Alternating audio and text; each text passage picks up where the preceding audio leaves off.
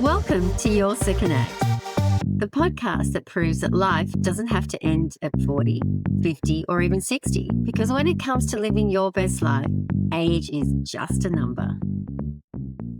Hi, gorgeous. Welcome back. This week, I'm doing something a little bit different. I'm sharing a conversation I had when I was on the other side of the mic as a guest on Monique van Tulder's podcast, A Grown-Up's Gap Year. Now, Monique, I'm not sure if you remember, was also a guest on Your Second Act last season, and we just connected instantly over our shared passion for women and all things midlife. So she later invited me onto her podcast as a guest, and I thought it would be really nice to share the episode here with you as well. Now, if you're looking for another great podcast centered around midlife conversations, definitely go and follow Monique's podcast as well. You will find all her links and her details in the show notes. So now sit back and enjoy my conversation with Monique. Hello and welcome to A Grown-Up's Gap Year, the podcast. I'm Monique van Tulder, author of A Grown-Up's Gap Year and a health and wellbeing professional. I'm here to bring an evidence-based wellbeing lens to real life because there's a lot of noise out there and I'm not really interested in noise. This podcast is about feeling better and building more room into your days, some joy, and yes, health and well-being. We talk about how to build a high fence around your time and energy, those boundaries, and we share ideas for your version of a grown-up's gap year. And yes, you'll hear plenty about travel here because I think space is a legitimate prescription. Sometimes it's a plane ticket, often it's not. But what it is time out for you. This isn't a guidebook on how to ditch your life and jet off to a tropical island, though let's be honest, that's tempting. It's about putting you back in the picture and designing the next bit so that it actually feels like yours. Today's guest is Michelle Parsonage, host of Your Second Act, the podcast, and also a community for women navigating midlife change.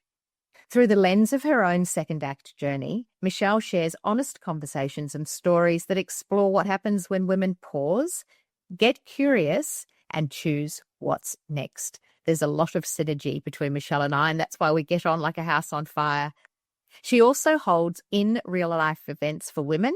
And as I said, a particular love for her is community building, and I'll share those links in the show notes below. Constantly evolving. That's Michelle's mantra. Try new things on for size. We definitely also share that mantra of let's not ever forget to actually live our lives, because it's one thing to talk about change and it's another to live it in real time while work, family, and identity are all shifting at once. I think you're really going to enjoy our conversation today, so let's begin.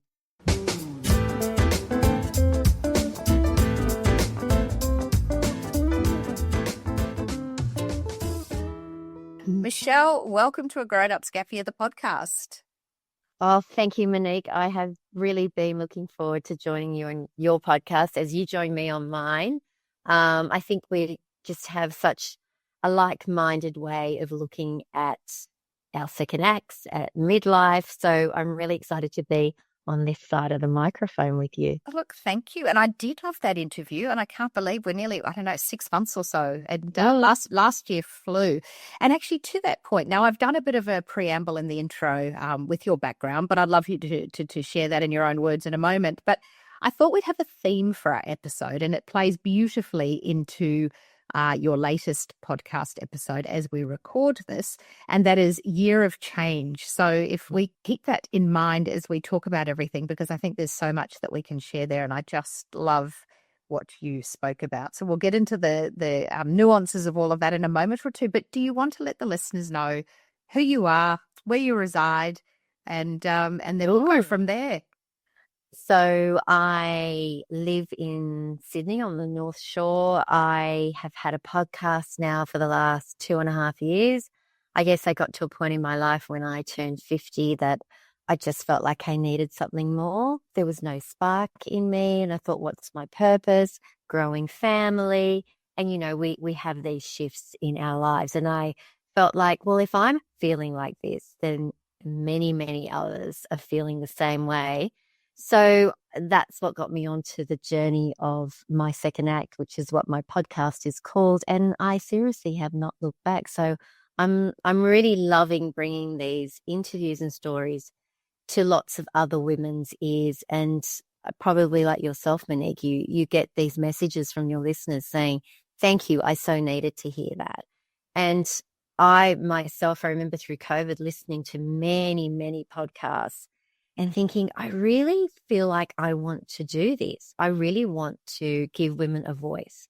So here I am. And that's exactly what I'm all about. I think that's just fantastic. And yes, I think COVID was the catalyst, although the ones I listened to were ones like my dad wrote a porno and other ones like that. So I wasn't as cerebral as you. But I absolutely did find comfort in so many women sharing their stories with their podcasting. It was definitely a boon time, and thank God we had them because, all those walks around the block, that certainly saved us. So was there a specific aha moment, and was it you turning 50? Or was it just that slow niggle of there's got to be more out there? I don't know what it is. Yeah, I think it was just a slow burn. I think for a long time I was all about my children, my husband, so family life, supporting my husband in his business. So it was all about other things apart from myself. And I kept on thinking, one day I'll get to doing something for myself. And then I think hitting 50 made me realize, hello, I'm probably over halfway of my lifespan that I thought this has come around so fast.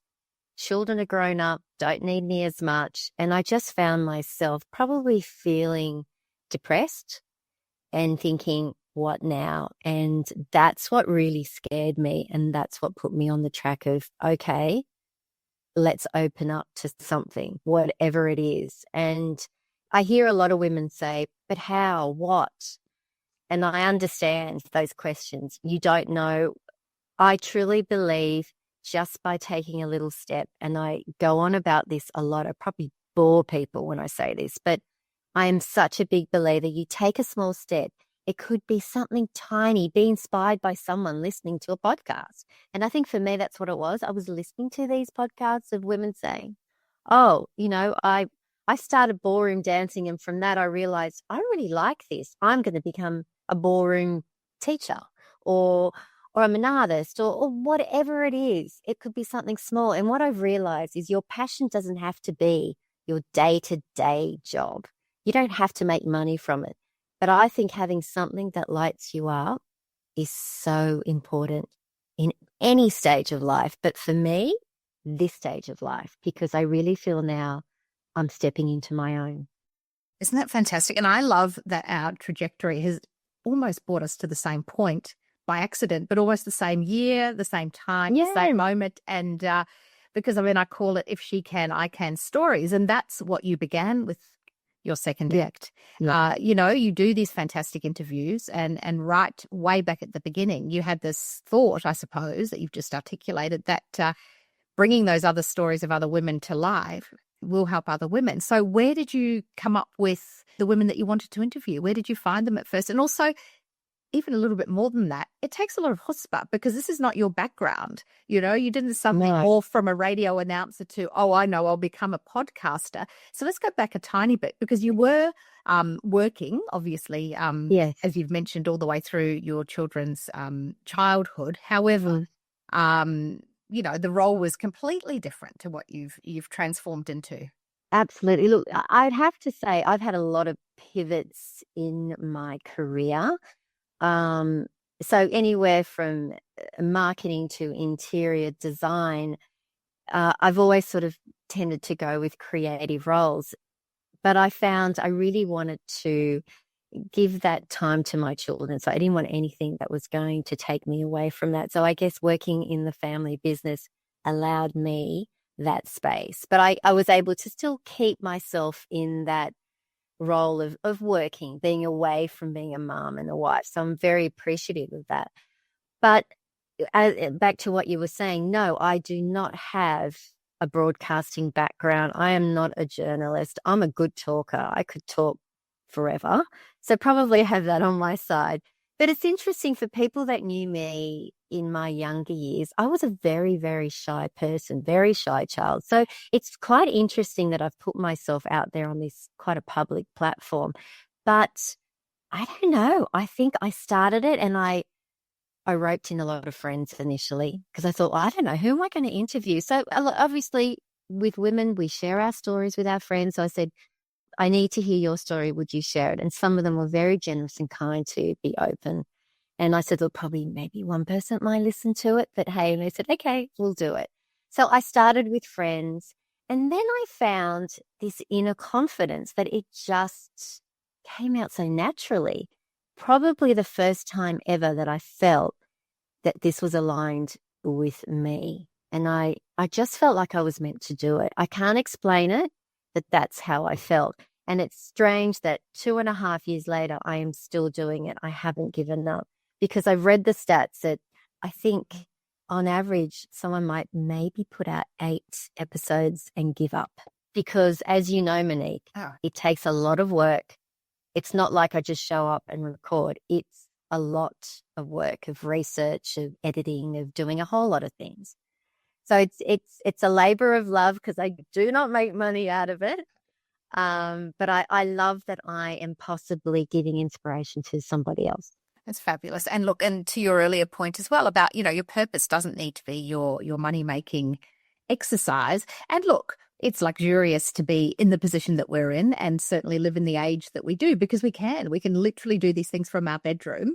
Yeah. Produce a show and put it out there. And then it's a universal opportunity for people from who knows where to be listening. And it is exciting. But as you said, there is a lot of work in it and it is a labor of love. But, I think if you're enjoying what you're doing, it's a super thing to do. And I really like that you have morphed from this shy woman into somebody who is speaking through a microphone, broadcasting to all the world. Your voice and your thoughts and your feelings and sharing other women's. And I think that brings us through very neatly to our theme and the year of change, because I thought it was really interesting. And I don't know if I've got the take on this right and you'll put me in my place if I've taken it in the wrong way. But when I listened to your recent podcast episode on your, year in reflection, which I think is a really, really great thing to do, is to have a year in reflection or reflection on your year, just sort of thinking about all the things that you've done and maybe a thought that you could do things differently moving forward or having gratitude for the things that came your way that were just so exciting. But you mentioned that change wasn't necessarily your friend. And have I got that right? 100%. Yeah. And so then I thought, well, look, you've been doing this podcast for 2.5 years. That is a huge change to your previous lifestyle. And I should say, actually, you've got 2 daughters, and we'll get onto that in a moment because it is part of your year of change. But then to get 2.5 years into what from the outside looking in is change or in itself, and then to just keep on going. So I think the point is, and the question that I'm trying to ask is, it just keeps evolving, doesn't it? Okay. So do you want to talk about that? And maybe do you want to do the reflection for us here? And we can go across and listen to your episode, which I really recommend everybody does. But do you want to take us through that? I want to start by saying that I'm not a unicorn by all means. When I started this, I had no idea where it was going to go. I was really, really worried that I was going to look stupid. And that change in itself, I had so much fear. But I just thought, if I don't do this, I know I'm going to regret it. So that was a big change in my life because I was putting myself out there. And that I find really confronting. But the minute I started, I just thought, okay, this isn't so bad. But I think it's like anything. When you look at doing something and you're so fearful of it, you think, I'm never going to be able to do it. But the minute you reach that goal, you evolve into this new whatever it is, then you think, okay, I finally landed here. I'm good. But what I've realized is it continuously evolves. You don't just get to this stage and go, okay, I'm happy now. I can just sit back and relax and enjoy it. Yes, by all means, you do. But there's something that happens. You get this fire in your belly and you think, well, if I've achieved that, then what else can I achieve? But that requires change. It requires pushing yourself. And I guess going back to your question of like my year of reflection. Last year was it was a tough year for me. There were a lot of changes. My eldest daughter decided to move abroad to Canada to pursue her dreams, which, just that in itself, I'm so excited I was able to rear this child who wants to do that. But there's also that, wow, she no longer needs me. She's a young adult and she's doing it on her own. And that just got my husband and I really thinking about, well, what about our futures? Our youngest is still at uni, but very independent, not at home a lot. We found ourselves on our own all the time, and everything changes. And we were living in the family home that we weren't using. And we actually I wouldn't say we made a really rash decision, but it was a decision that was made quite quickly. We realized that we don't want this anymore. We need to pivot to the next level. So we ended up selling the house, and that in itself was very emotional. We had been there for 10 years. The girls had grown up in this house. I loved it. So it wasn't like we were moving because we didn't like it, but we just had that pull, knowing that we needed to move on. And we thought this is the best stage in life to do it. So not only did I have to deal with the emotion of letting that go, but also my girls weren't too happy that we were doing that, because my eldest said, well, I don't have a home to come home to. And that really hurt me when she said that. And I know she's just speaking from her own heart. But I said, your home is wherever we are at the end of the day. But I understood she's not going to have her room to come home to. Yeah. Which is a big thing for you. Look, a young person, sorry, I'm interrupting you, but a young person stepping out into the universe, although I still have mine firmly ensconced in their childhood bedroom. So, I long for a stable.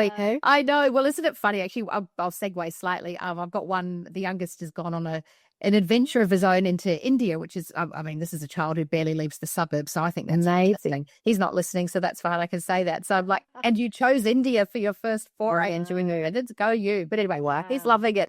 And I have to say, one down, it's like, oh, it's quite nice. But you see, there's the luxury. You still have one in there. I know when the door finally closes. Yeah. And they're both gone and be like, oh, goodness gracious me. And that's the conundrum, isn't it? And it is.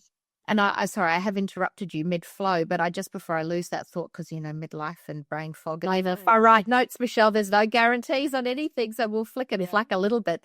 It is in there. I've almost lost my thought, but it's so important. Coming back to your point about having some purpose and something new and something different, that does shield you from the change. So we'll come back to that. I'll make a note and keep going, because so you've got one daughter out, you've got one daughter in, and you've moved the family home, and everyone's sort of in a bit of a state of flux.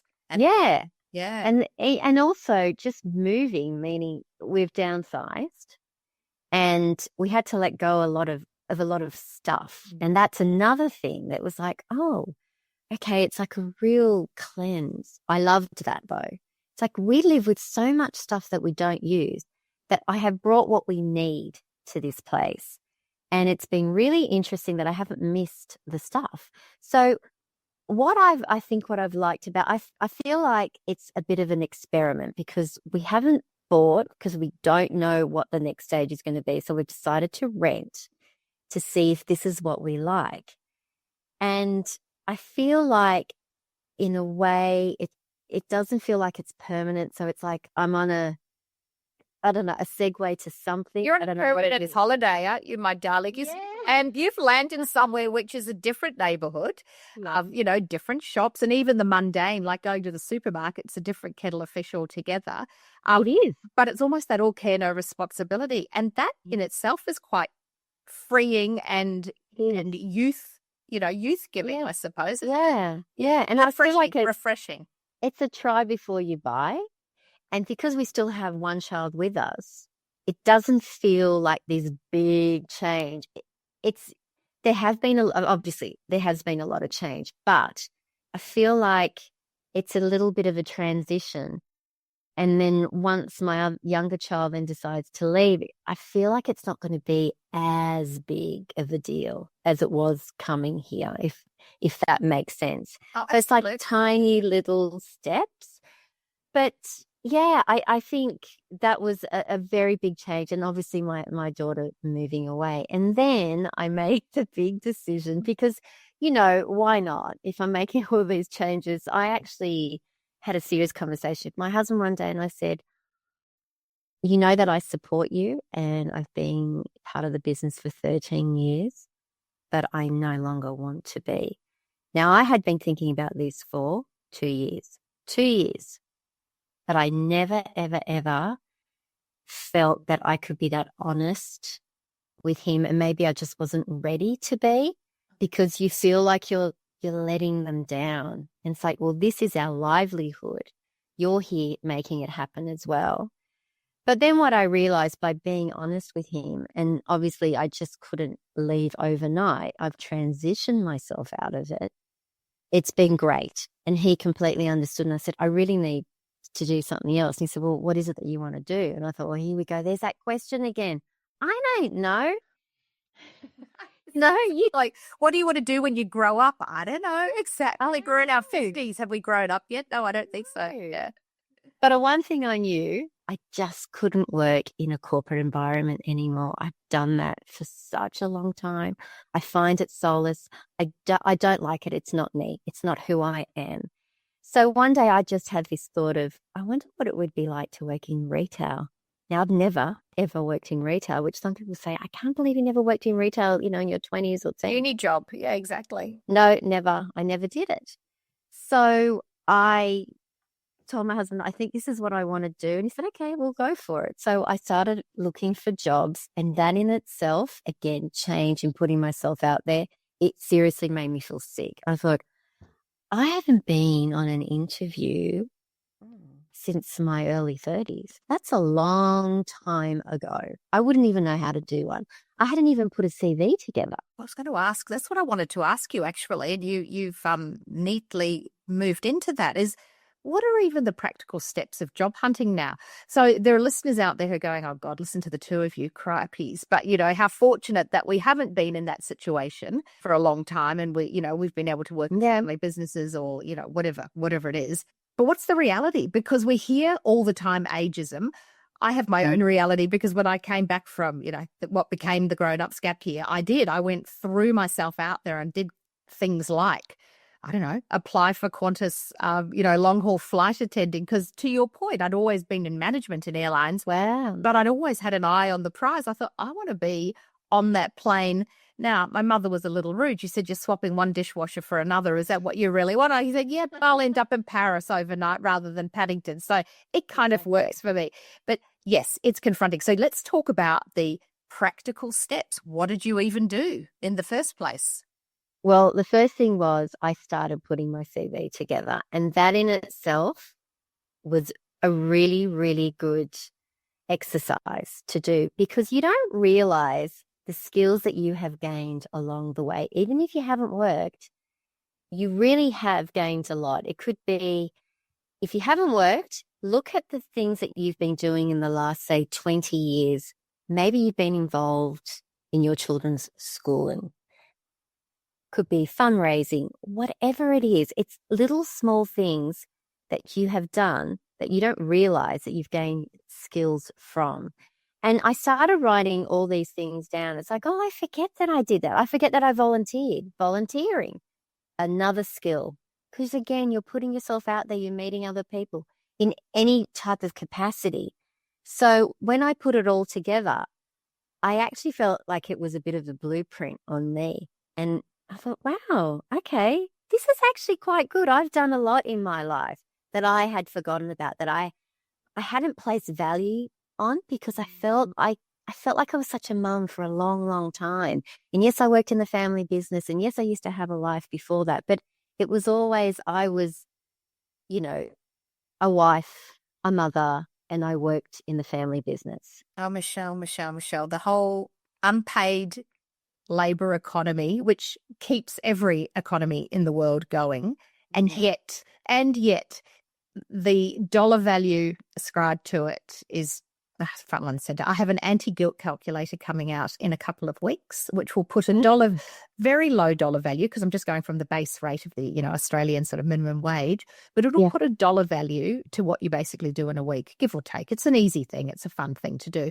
That then spits out a receipt and says, go for a day, a week, a month, because you've earned it. And this is how much you've actually contributed. Not, I love that. in dollar terms, because to your point, I mean, we all put in the hard yards doing for nothing. And of course, being a mum is being a mum. We're not going to start, charging an hourly rate for being a mother. No. But it's all the other little bits and pieces, volunteering, et cetera, which beefs up your CV. And when you do that practical step of actually putting your CV together, which I think for all of our listeners, whether you're looking for a job or not, it is so important, because it does get to this point in our lives. We can go looking for purpose and start new things and do all those sorts of lovely things. But if there's even a niggle of, gosh, where did the decades go and what have I kind of done? It's a good thing to do, because you can pat yourself on the back and think, bloody hell, I've contributed a lot to society, to a family. Yeah, myself. you'll be surprised. You will be surprised. I don't care who you are. If you write down what you have been doing in the last 20, 30 years, you are going to be surprised. Yeah. So that exercise in itself gave me a lot of confidence. Don't get me wrong, I was still scared, but I thought, okay, I have it. I have this now. I can go out and say, this is who Michelle is. This is what I've done, which is obviously what a CV is all about.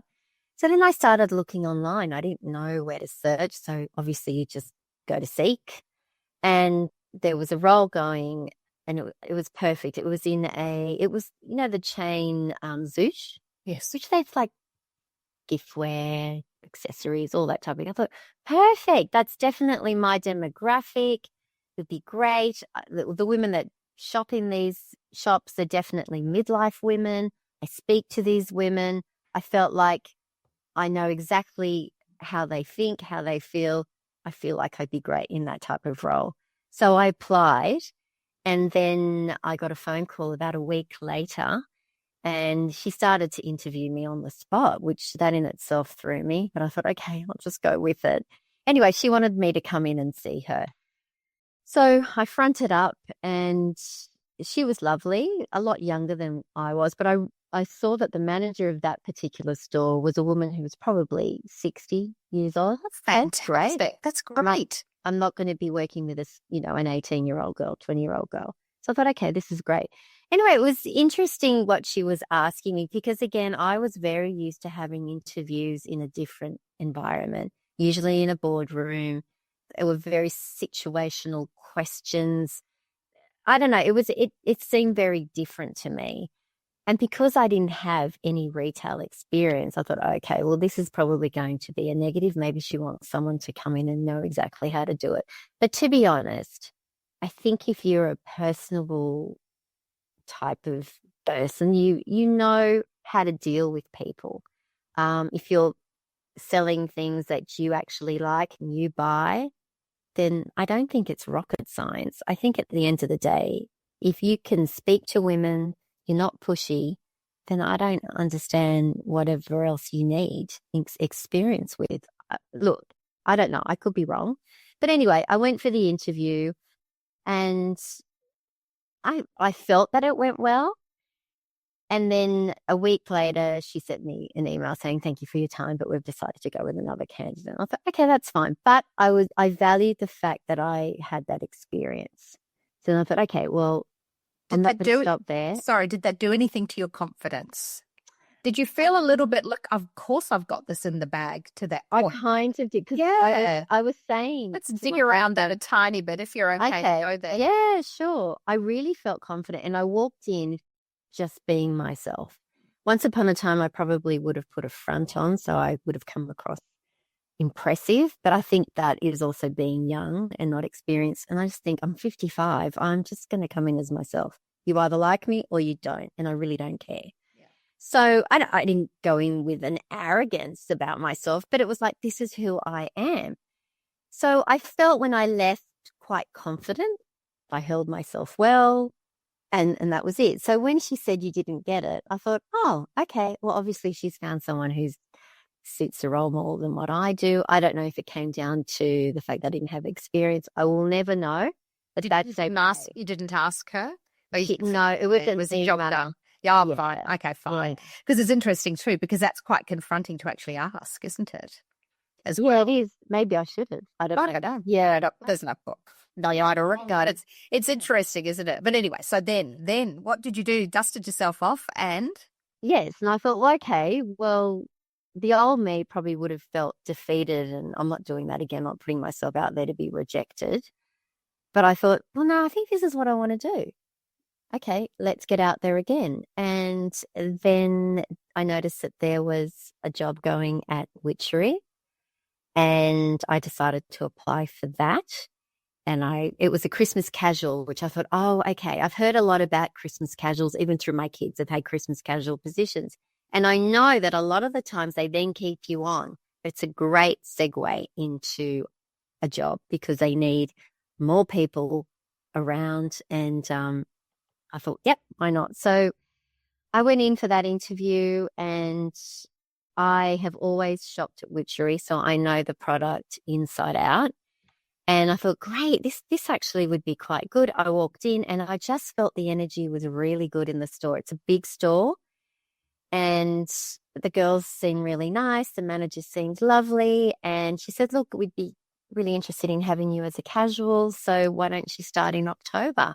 And I'm still there. And my position would have been ending at the end of February. And they've asked me if I'd like to stay on as a casual. So I'm really, really happy. So what I've gained from working there is that I absolutely love the fact that I work with women, and I work with women of different ages, anywhere from 18 to 60. I love the fact that I'm working in fashion, and I love that I'm helping women choose pieces to make themselves feel good. So that's what I've realized about myself. I'm all about wanting to help others feel better about themselves. So it's interesting that I'm getting that through retail. Yeah. So I'm happy. I'm happy that it's worked out. It's fantastic. And actually, to that point about feeling better, there's so many studies now, and I don't want to put a study around your retail career trajectory, but there's so many studies that, the happiest long-lived people in the world, the blue zones and various other long-lived people, purpose, all of these things, but just being around community. And can't remember who said the specific quote, and I'll mangle it slightly, but it's along the lines of, if you're not feeling great, and I'm not suggesting you weren't feeling great, but, you'd had your confidence knocked just a slightly tiny little dent in it. But just going out there and actually helping somebody else just makes you feel good as well. So it's, not only are you helping other people feel better, but it's the feedback loop, isn't it? And that is just spectacular. I think it's great. I just think it's wonderful. And of course, working in fashion, how can you not have fun? Yeah, exactly. And what I also love about going to my new workplace is that when I get there, it's so busy that it's a 5-hour shift. I'm constantly running around. I have no time to ponder and think about other things. It's like I escape. It's escapism. I've never, ever had that, because every other role that I've had, it's either been highly stressful, it's required a lot of my attention, that I feel with this, yes, it requires my attention, but in a very relaxed way, if that kind of makes sense. So absolutely. And I think that this stage, that kind of plays in a little bit to your elation at streamlining and sort of slightly stripping back your home environment as well. And then the grown-ups gap year, the basic ethos is just try and make life a little bit simpler wherever you can. Not boring, not less exciting, not less purposeful, but just streamlined. And I think, doing that in some work and sort of nutting things out in your home environment that you don't need. You don't need 75 sets of cups and glasses, and you just don't. Just one fabulous one. Use it all the time, and when it's done, go get another.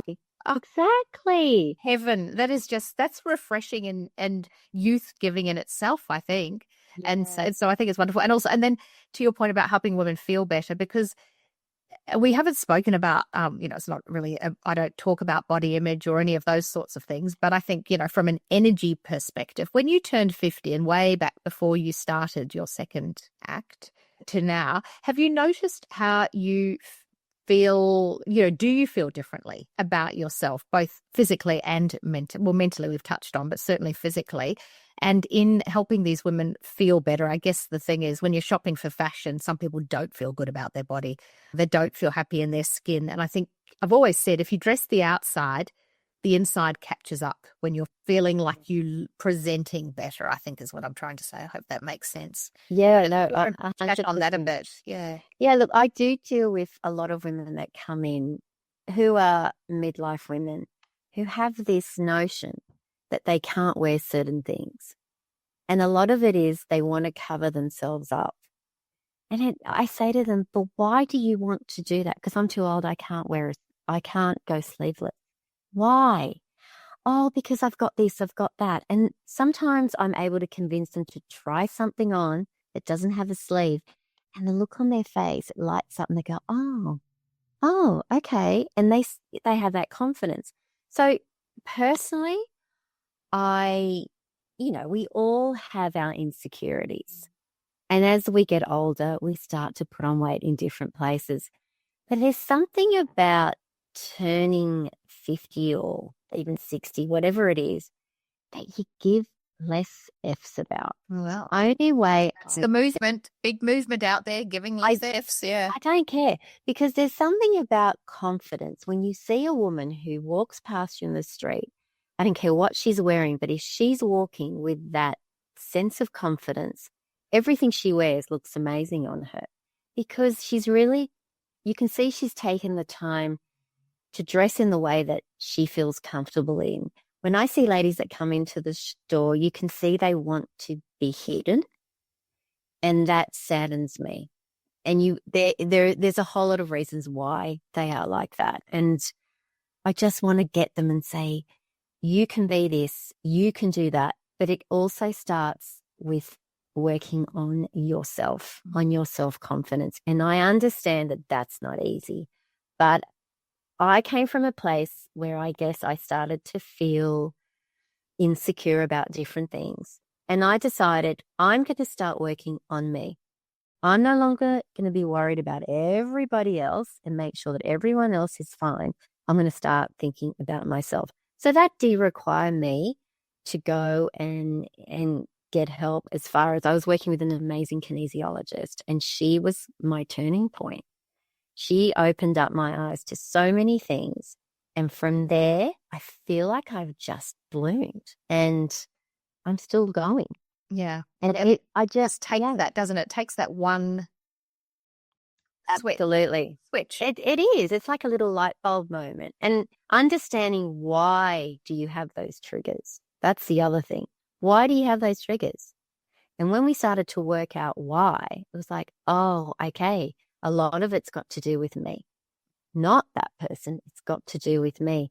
So I think, giving yourself the space to learn who you are now, because it's very different to the person you were 20, 30 years ago. You are a different person. You're not that same person anymore. You've got to give yourself that opportunity to get to know yourself. And that sometimes means putting yourself in a position that might feel a little bit uncomfortable. But boy, the minute you do that, you'll see the benefits. I really, truly believe this. And this is why I'm always saying, take that one step. It just takes one step. Absolutely. I call it, the line in the sand. The line in the sand where you decide you go to sleep one night and you think, I'm going to wake up tomorrow and it's actually going to be different. I'm not going to just talk about it being different. I'm going to do something. For me, it was going for a swim in the ocean. I saw a whole lot of older women, I've said it before, frolicking in the cold winter sea, and they were having a ball. I know. And they were having a ball. And I just thought, oh, God, I'm like 30 years younger than them. I'm not having a ball. There's nothing fun or fantastic about my life. It's just dreary. And to your point, no one could change that for me. And it wasn't a bad life. I didn't dislike my life per se.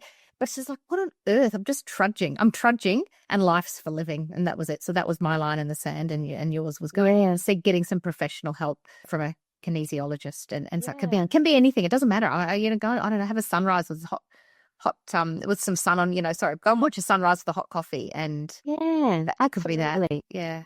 Yeah. I also feel this stage in life, and you're probably the same, Monique, connection is really important. I think it's very dangerous when people isolate themselves. That's when you run into trouble. If you get out there and you speak to someone and you connect, there is just something so riveting about that. And that's what I love. And the more people I meet, the better. I've always said that. I love connection, and I love connection with women. Yeah. Sorry, guys, but for me, it just doesn't do it for me. I love when women get together and we break things down, we inspire each other. I just personally, I don't get that from male friends, but from females, I do. It's fantastic. I think it is absolutely true. And for someone who I profess to be an introvert, but yet try and shove myself out there. So I feel your discomfort in not so much change. I've had a lot of change over the years, but it's more, God, why have I thought this is a great idea? Gulp. Okay, off we go. And then, it all works out to be fine. So there's another little layer of confidence, and then it just builds on itself. And then, you can keep going. And there is a risk, of course, you then start doing things for the sake of doing things. So you've got to, keep a lid on that too, isn't it? Because, then can become, as my grandmother used to say, a busy fool, not doing anything in particular, but doing lots of everything. So Exactly. it's a fine line, but community is so important. And when you work from home or you do all of those sorts of things, it's really easy to say, oh, I can't be bothered. And yes, you have your tight-knit circle of friends. And I think I also heard you recently say that it can also be quite confronting going to events alone, which I've done my whole life, and it still never gets easy. And I wrote about it on Instagram last year and had so many women say, oh yeah, me too. And it's just like, I don't think anyone loves it. That initial, oh God, who am I going to speak to? I'll be the odd one out in the corner. But what did you discover? Yeah, I realized that it's really not that hard, and most people are there on their own. So they're looking to talk as well. We conjure up these negative thoughts in our minds of what it's going to be like, but until you actually experience it, you shouldn't have an opinion until you experience it. That's the way I look at it. Yeah. So, but I admire someone like you who's traveled on her own. You see, I still to this day don't think I could do it. I shouldn't say never, but I think also you've got to do things that make you feel comfortable. Well, and happy. And then maybe, it doesn't make you that happy. You know what I mean? Like the idea of having brekkie by yourself may not thrill you as much as I do. And also, look, I think because I write, I spend a lot of time in my head, the risk of too much time alone. And so I do need to be pulled out of that state. So I've got to be careful. I could travel forever by myself and, come home every now and then and be so self-contained, but that's not healthy either. So, it might look like it's bravery, but could also just be madness as well. Couldn't it, Michelle? We don't know. No. But, and I have a sister who she'll be listening. She's a Michelle as well. And she said to me just a few weeks ago, I don't know if I can do this by myself. And I said, you don't have to do anything by yourself. You don't have to do anything ever. It's what feels good for you. And for a lot of women, they do take the step to do some solo travel with that trepidation in mind, and then find it's another unblossoming moment, untethering moment, and they do find it fabulous. And yet others do it and they go, meh, nice, but don't need to do it again. So exactly. Horses for courses. But I wonder actually, and now to the point of solo and not being solo, your relationship. You've been in a long-term relationship, as have I, and it's an interesting phase for that as things change because, when the kids are younger, everyone's got their role within the family, things just go along and, you have time for each other or you make time for each other. But I don't know about your household, but certainly in ours, it was always an afterthought because, things were busy. But then suddenly more time on your side and you're looking at each other, you're going, ooh. Yeah, now what? And there's a lot of grey divorce. And I guess that's a lot of women spending time thinking about what they want next and finding new purpose. Then maybe their long-term partner is unwilling to change, isn't who they're looking for anymore. But you leaving the family business, having a slightly emptier nest, has that, without wanting to delve into the nuances of your relationship, but have you found it changing? Yes. Yes, definitely. I think where it's changed is I'm probably not there as much. And only go where you want to go. I didn't, No, of course. Yeah, absolutely. I think the great thing about my husband and I, we were friends before we started anything. So still to this day, that's the core of our relationship. So we still like to hang out with each other. But I think what's changed is I do a lot outside of the marriage now. So I feel like I have a big circle of friends that I do things with. I'll go to events on my own.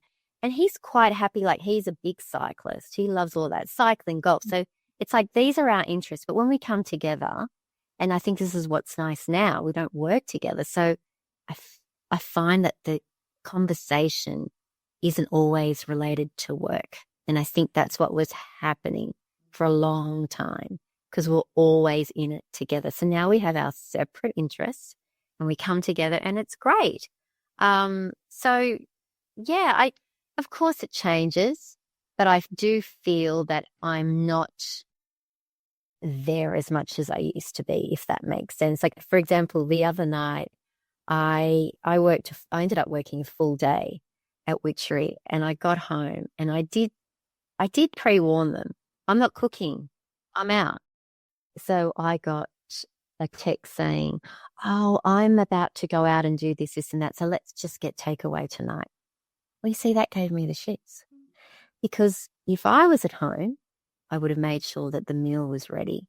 And this is where the change starts to happen. People have got to realize it's not a given that I'm going to be doing this all the time, because I don't want to actually do it all the time. No, it's So interesting. everyone has to change. Everyone has to pivot. And sometimes I say, I'm not cooking tonight, so make your own. I never thought I'd be that person, but it's fair. If I've worked all day, I come home, I'm tired, I don't want to get in the kitchen and cook. Why should I? You're probably just happy with an apple or a piece of toast or some protein, definitely protein. Listen, Exactly. you're much more mature than I am. You just took off to Witchery in another suburb. I took off to another continent. Same, but different. It was the same thing. It's just like, I'm not the only one that eats in the house. I can't be the only one thinking about the groceries forever. That's not going to be my role till the day I drop dead. And some people are happy. Some people listening are just thrilled to be in a domestic environment, be the owner of that. And also other women listening too may have been working outside the home and in corporate forever. And so it is an absolute dream and delight to suddenly find themselves in their own kitchen at an hour when they can think about all those sorts of things. So I think it's great. So I think everyone's circumstances are different, but I guess your point and my point is whatever floats your boat now. And that's the thing, isn't it? Now we've got the opportunity to actually do the things that we love to do. And I like to talk about boundaries often. So there we go. There's a nice segue into that. Have you found yourself, and I think you've just answered that question in a way, setting boundaries, maybe unconsciously or consciously, but saying no to things that previously you might have just felt defaulted, or yes, you've sort of answered that question. And then yes, also saying hell yes to things that maybe once upon a time you might have said no, and considering your own needs on top of, at the top of the pyramid. Yeah. There's a lot of guilt associated with that. I find it hard, to be honest, because even if I put myself first, there's still that mother, that wife within me saying, mate, you could have done that. It wouldn't have taken you long. But then the other side of me is fighting it, saying, well, why do I have to? I don't have little children anymore. Everybody is very self-sufficient. So, yes, I would say I grapple with the guilt, but I think that's a lot of the conditioning. Look, it is. You need a coaching session. You need a coaching session with me and my anti-guilt calculator where I don't care anymore. But yeah, look, it's true. And it's unpicking decades. Yes, I'm learning. It is. And that's fine. And look, of course, I still feel maybe guilt. No, probably I don't feel guilty, but I certainly do feel a sense of obligation is the wrong word as well. I'm not quite sure. I'm grappling with what word it is. But there is, of course, there's a niggle. There's a niggle of, to your point, it takes me 2 seconds to throw something together. Would it really kill me? And the joy that it would bring to everyone else in the household, or friends or family, okay, I'll do it. But I guess the thing is that recognizing it, isn't it? It's having that conversation with yourself. Is look, I'll do it, but I don't have to. Yeah. No, and what I'm trying to change is not trying to do everything for everyone. That's still a work in progress. So I factor in what I have to do now, and then still think, okay, but I have to get the dog to the dog groomer. I must book that dental appointment. I must do this. I must do that. Or I've got to remind her to do this. And it's like, enough. I've just got so much in my own head that it becomes so overwhelming that I start to procrastinate and I don't do it. So I've now started to put those boundaries in place and say, I'll remind you, even though they say, oh my God, you've already told me to do that. I can't help it, but I'm hoping to get better that way, to say, let them, like the great old Mel Robbins. I was going to say, it gets easier. It absolutely gets easier. But look, again, same thing, you find yourself going through the same old tabs that are open at all stages, and it's really, really hard, which is why I come back to getting away by yourself for a little while is the circuit breaker.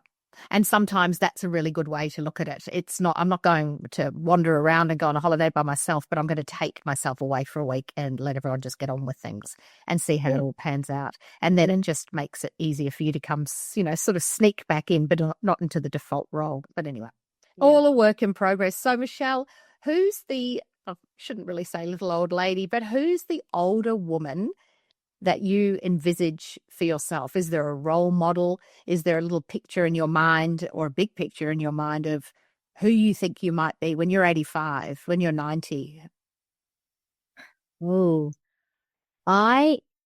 it's interesting you ask me this question, because my sister and I talk about this all the time. My mum has always been such a force in our life. She's amazing. She's always been there for us. But as she gets older, she's about to turn 80, she's become extremely needy. And it's very, very interesting to watch that happen. So my sister and I both say, oh my gosh, I do not want that to happen. I don't want to become her. And even though we say, well, we're actually not like her. She's a different generation as well. She was a stay-at-home mum, and I don't think she had the opportunity to really get out there and work out who she was, whereas I feel I have. So I'm hoping that I'm going to be somebody that even at 85, I'm still going to be doing something that lights me up. I don't know, crocheting, bingo, whatever the hell that is. But I want to always be part of a community, because I think if you're not doing that, you're at home and you're overthinking, you're thinking of the past, and I just don't think that benefits anybody. So I want to be that older lady who's out there still doing stuff and still having, I don't know, excitement if I can, whatever it is, and hopefully fit. And that's why I go to the gym. And as we were saying before we got on, working out with weights, because I don't want to be falling. So trying to keep my mind sharp and never stop being curious. I'm the type of, old lady that I want to be. It's fantastic. Engaged and strong. That's a brilliant picture. And look, to your point about your mum, we were talking again before we came on.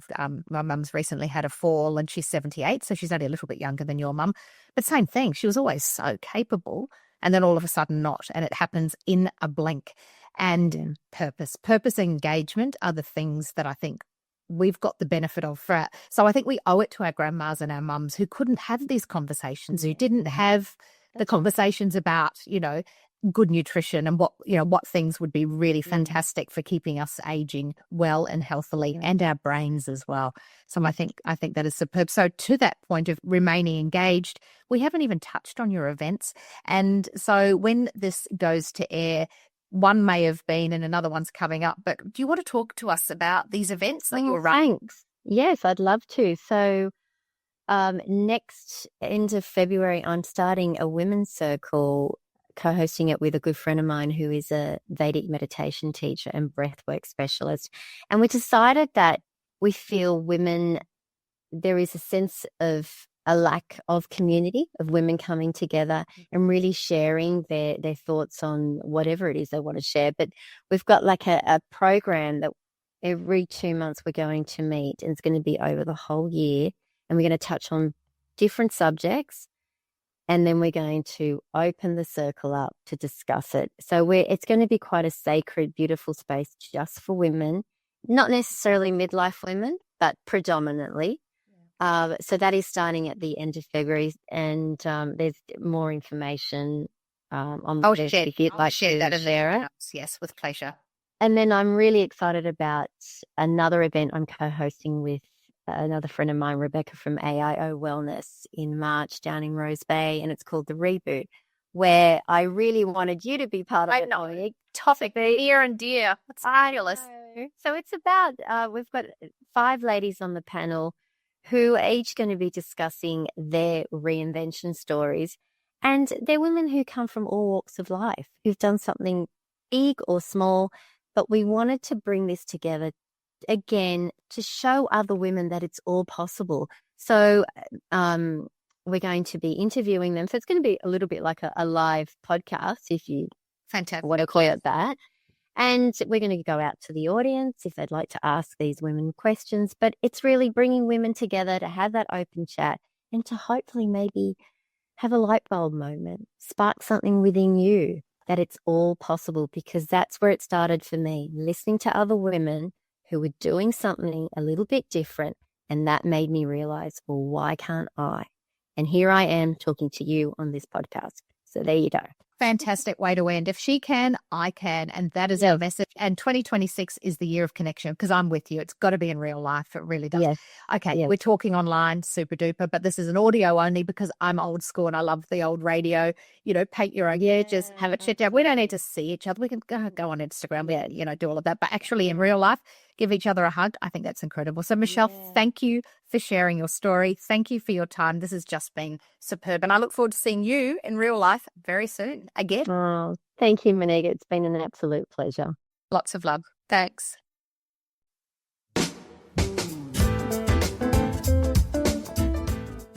That's our episode for today. If we nudged something in you, don't let it slide back into the pile. Do one thing this week that gives you more room, more energy, or more clarity. Brings you more joy. If you know someone who needs this, send it on. We're not meant to figure it all out alone, and building a community just makes this a happier space. Anything I mentioned today is in the show notes, and I've popped extra free resources on my website too. Until next time, on my watch, your epitaph is not going to read, F-U-C-K, I forgot to live my life. Thank you for joining us and have a fabulous week.